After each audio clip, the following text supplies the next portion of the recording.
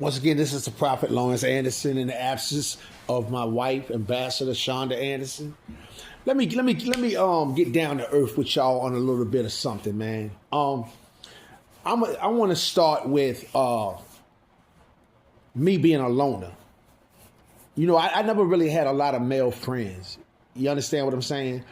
I grew up in a household through foster care where, my mother worked for the news station and she became a single parent.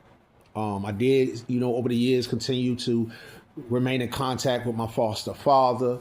I ended up graduating from high school, going into the military, basic training and everything. And I came home on leave and I had 30 days to report. And when I came home, my foster mother had a friend.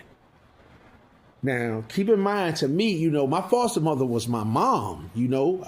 I got adopted at 8, and I was there all through my childhood. And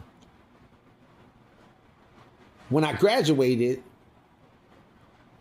and I came home on leave, she had a friend, and he was staying in the house, and that was unusual. Because there was no man there over the years. And I felt like she had came up. We got the big house, we got a swimming pool, she got her career, here this man coming in. And he was making me feel like he was there to use her. And my mother, I caused a little mayhem in the house. My mother told me, she said, well, listen, I raised you. And if you can't stay here, if you can't, adapt to that, you can leave.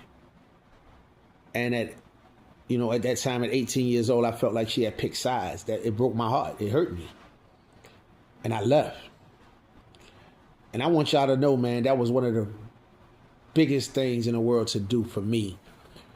Because I'd never been outside of the home like that. I came from a home of structure. I went to church 5 days out the week. Not saying that at that point I was really learning a lot, because I was there for girlfriends.